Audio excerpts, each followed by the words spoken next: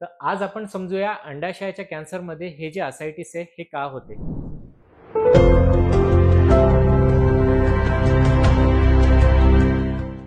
नमस्कार, मी डॉक्टर चिराग भिरूड. मी एक cancer surgeon आहे. मी ज्युपिटर हॉस्पिटल पुण्यामध्ये सध्या प्रॅक्टिस करत आहे. तर हा जो अंडाशयाचा कॅन्सर आहे याच्यामध्ये हे पोटात पाणी का होते आणि याचे काय कारण आहेत आणि काय ट्रीटमेंट आहे हे आज आपण समजूया. सो आपल्या पोटामध्ये एक इनर लाइनिंग असते ज्याला आपण म्हणतो पेरिटोनियम. या पेरिटोनियमचं काम असतं आपल्या आतड्याला प्रोटेक्ट करणे. तसंच आपल्या आतडे किंवा आपले ऑर्गन्स जे आहेत त्याला आपल्याला स्मूथ मुवमेंटसाठी लुब्रिकेशनसाठी हेल्प करणे. तसंच हे जे पेरिटोनियम आहे हे नॉर्मल बॉडीमध्ये पण काही फ्लुइड सिक्रीट करत असतं आणि ते परत आपल्या बॉडीमध्ये ॲब्झॉर्ब पण होऊ शकतं. आपण आता समजूया की आतड्याच्या कॅन्सरमध्ये हे काय चेंजेस होतात ज्याच्यामुळे हे पोटात पाणी होतं.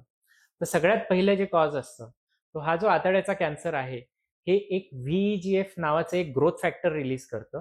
हा जो VEGF आहे हे जे आहे हे आपल्या रक्तवाहिन्या ज्या आहेत याला पोरस आणि लीकी बनवतं, ज्याच्यामुळे जे प्लाझ्मा फ्लुइड आहे हे पोटामध्ये कलेक्ट होऊ लागतं आणि त्याच्यामुळे असायटिस होतो. तर हे जे लिम्फॅटिक्स आहेत हे पूर्ण ब्लॉक झाल्यामुळे आपल्या पोटामध्ये पाणी जमा होतं ज्याला आपण म्हणतो असायटिस. तिसरं जे कॉज आहे हे जे ट्यूमर सेल्स आहेत हे काही फॅक्टर्स रिलीज करतात जसे काही सायटोकाइन्स किंवा इम्युन सप्रेसिव्ह एजंट्स. तर ह्याचं जे काम असतं त्याचं काम मेनली इम्युनोसप्रेसिव्ह असतं, ज्याच्यामुळे अगेन असायटिस होण्याचे चान्सेस असतात. याच्या व्यतिरिक्त जर हा अंडाशयाचा कॅन्सर आहे हा ज्या पेरिटोनियल लाईनला जर इन्व्हॉल्व करायला लागला तर इथून जे अब्झॉर्प्शन होत होतं हे पूर्ण डॅमेज होऊन जातं आणि त्याच्यामुळे आपल्याला असायटिस होतो. सो या अंडाशयाच्या कॅन्सरमध्ये जेव्हा पोटात पाणी होतं तर ह्याचे ट्रीटमेंट ऑप्शन्स काय आहेत.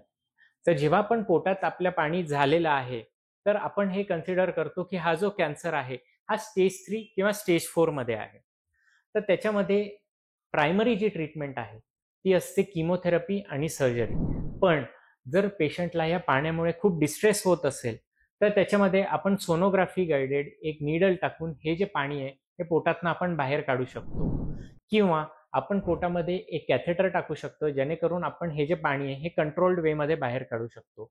पण आपल्याला हे समजणं फार गरजेचं आहे की हे जे आपण पोटातनं पाणी काढतोय हे टेम्पररी ट्रीटमेंट आहे आणि हे पाणी परत बनणार. पण याची जी डेफिनेट ट्रीटमेंट आहे ती डिपेंड करते किमोथेरपी आणि सर्जरीवर. जर आपली किमोथेरपी, सर्जरी आणि पूर्ण ट्रीटमेंट कंप्लीट झालेली आहे आणि आपण रुटीन फॉलोअपवर आहे आणि जर फॉलोअपमध्ये आपल्याला हे पोटात पाणी परत आढळून आलं तर चान्सेस आहेत की हा कॅन्सर परत आलेला आहे, म्हणजेच रिकरन्सचे चान्सेस जास्त असतात. आणि त्याचं ट्रीटमेंट जे आहे ते डिपेंड करतं की याच्यामध्ये ऑपरेशन होऊ शकतं की नाही, किंवा ह्याची ट्रीटमेंट जी आहे ही मेनली रिलेटेड असते किमोथेरपी रिलेटेड आणि रिपीटेडली त्याला ॲस्पिरेट करणे, म्हणजे सोनोग्राफी गाइडेड नीडल टाकून ॲस्पिरेट करणे किंवा कॅथेटर टाकून आपल्याला कंट्रोल्ड वेमध्ये पाहिजे तेव्हा आपण त्याला ड्रेन करू शकतो. तर हे होती माहिती अंडाशयाच्या कॅन्सरमध्ये होणाऱ्या पाण्याबद्दल. जर तुम्हाला याच्याशी रिलेटेड काहीही डाऊट असेल तर तुम्ही आम्हाला खाली कमेंटमध्ये विचारू शकता आणि अजून कॅन्सर रिलेटेड व्हिडिओजसाठी तुम्ही ह्या चॅनलला सबस्क्राईब करू शकता. थँक्यू.